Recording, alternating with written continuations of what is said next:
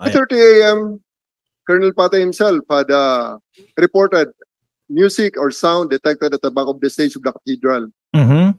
So it is behind the exhaust of the aircon and located particularly in the room in the said cathedral. Next slide. Ayan. Several retests were done. Retests. And Naka. we have another confirmatory evidence that I can give in an executive session against him.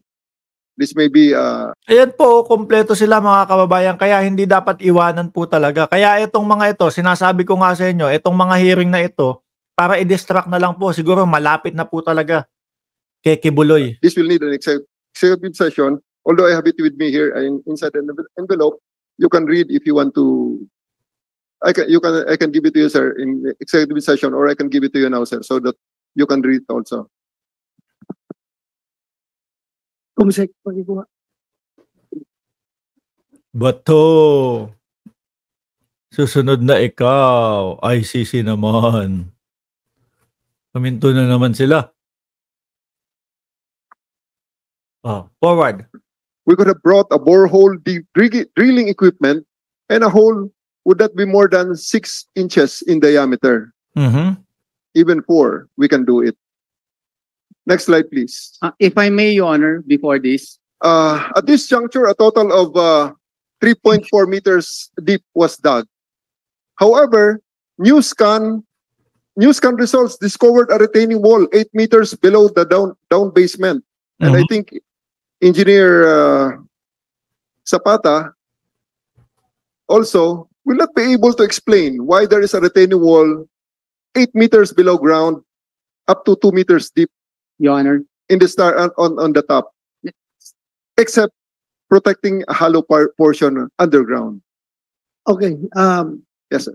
is the general implying that just because his alleged equipments, he is Alleged. now licensed to conduct diggings into the property of another? What if the person doing that is an idiot, like him? Maybe. But I'm not saying that he is, Your Honor. But please.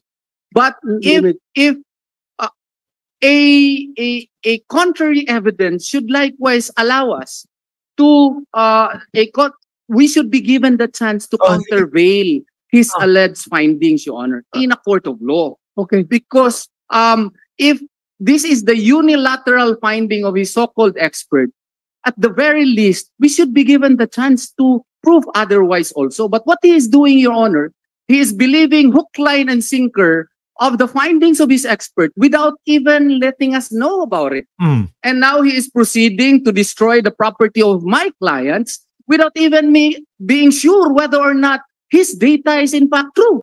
Mga kababayan, para pagsama-samahin itong mga ito, ano po, kung bakit sila nandyan, tingin ko, konti na lang,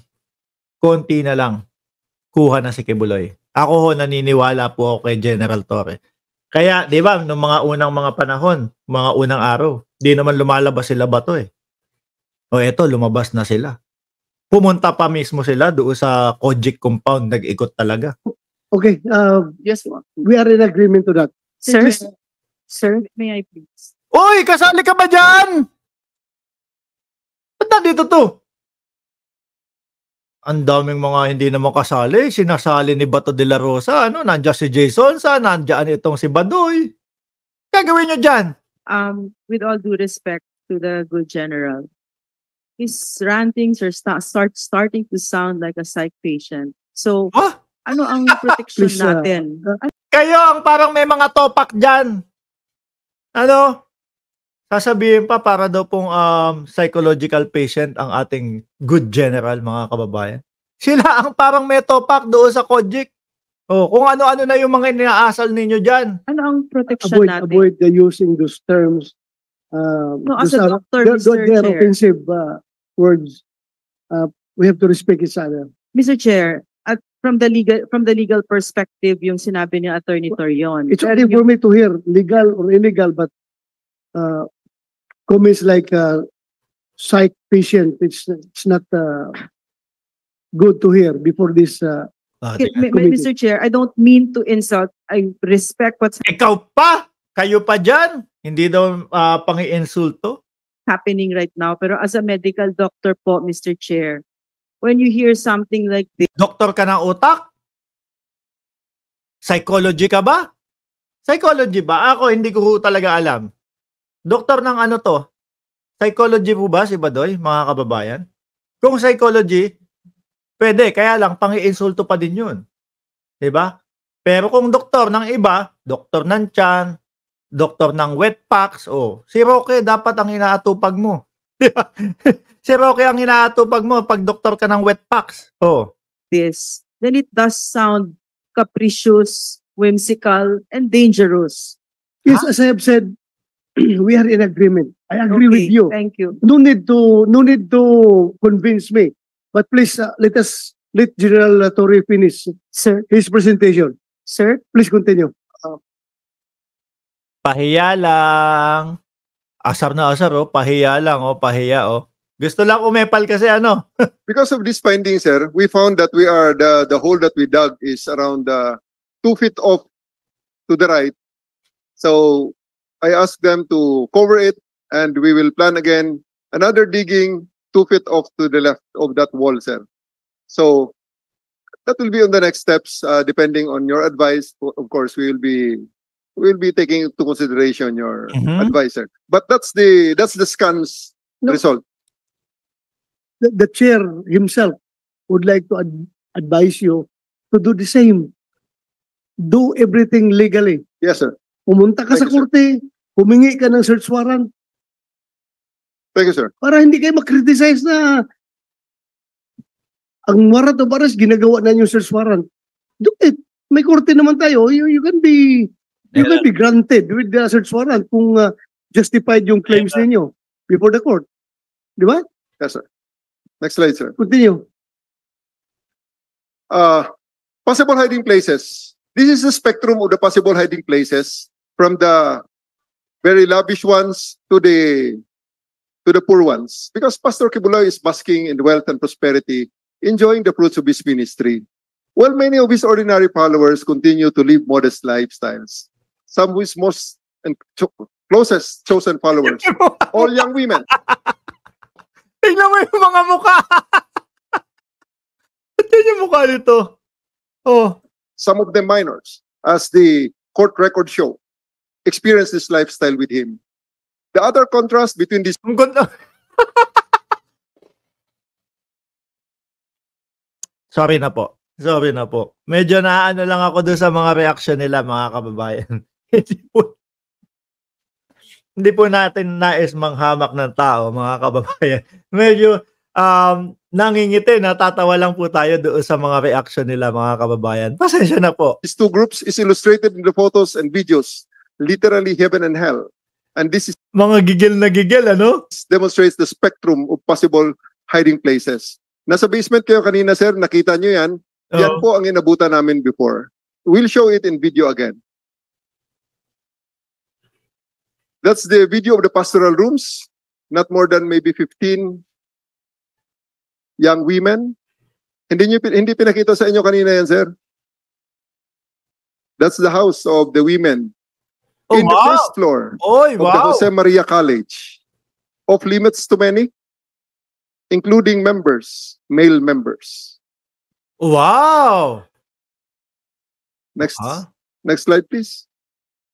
Directly below it, the floor of the basement. Directly below that floor is the basement where you visited this morning. Yan. This is what we saw.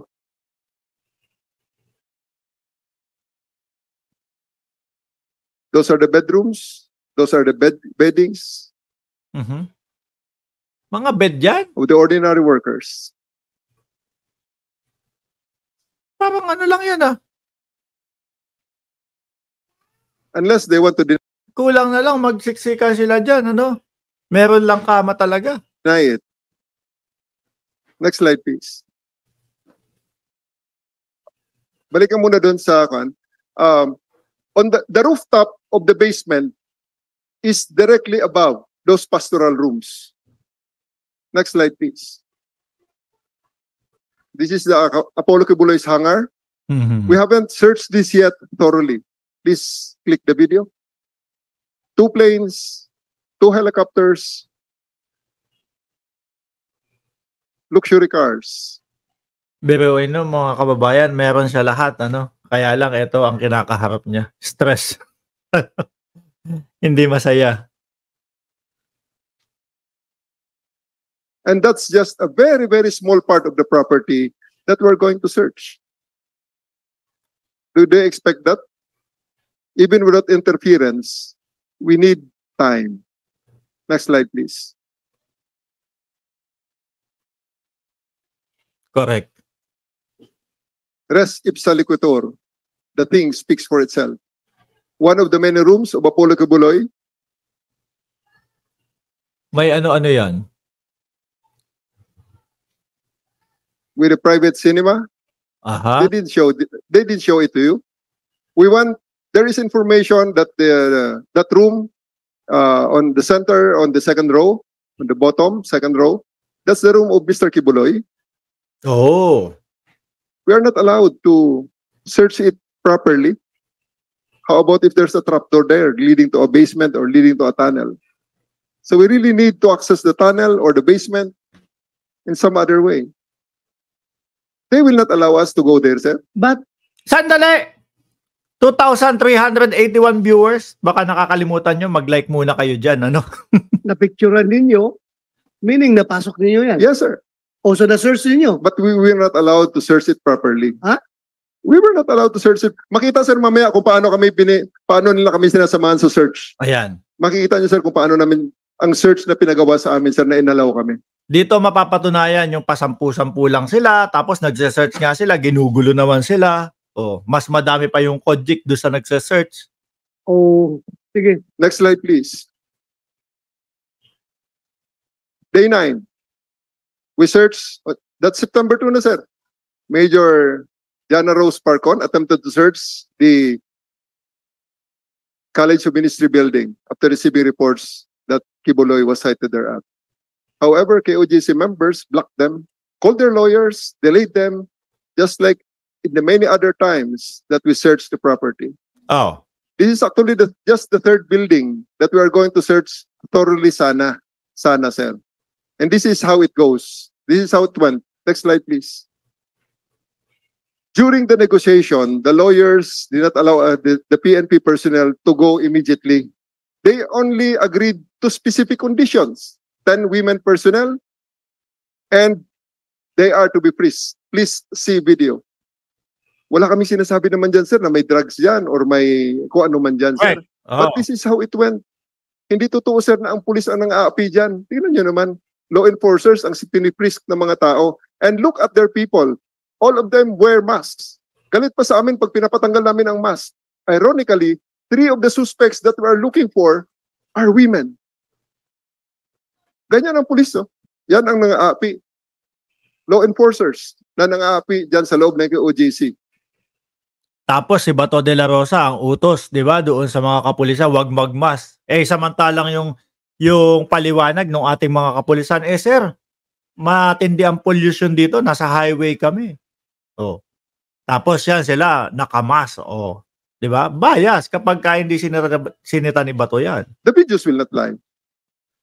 That's why maybe the presentation of the previous presenter are all pictures. Aba! Ano to, patawa? Ibang klase, baliktad. Mga kapulisan ang kinakapkapan, mga bossing. Ganyan ba sa Davao? Hindi naman siguro sa buong Davao. Ano po? Hindi naman, ako naniniwala ako, hindi lahat ng Davaoenyo ay ganito po, mga kababayan. Ibang klase, baliktad Ano kakapkapin nyo dyan? Itlog. Natural naman sa isang pulis na may beng-beng. Di ba? Ano kakapkapin nyo dyan? Itlog. Baliktad sa KOJ. Ayan po ang patunay, mga kababayan. Tingnan nyo naman po, paano makakapagtrabaho ng maayos ang kapulisan dyan? Paano kung may nakita silang beng-beng na nakasukbit doon sa pulis? Ano gagawin nila? Di ba?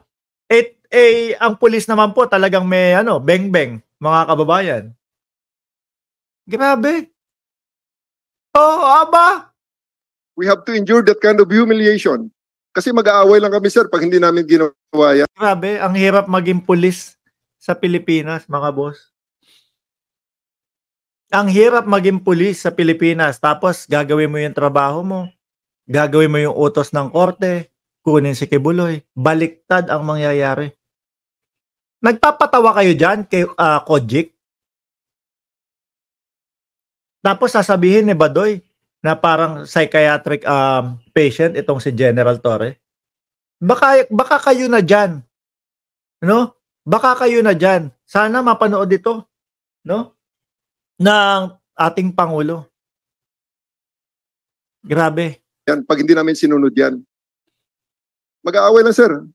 Kukuyugin lang kami ng mga tao dyan. So dahil, siyempre, gusto nilang makatuloy doon sa kanilang susunod na trabaho, matuloy yung paghahanap kay Kibuloy, sige na, sundin na lang natin itong mga kalokohan itong mga to. okay, let's do our job.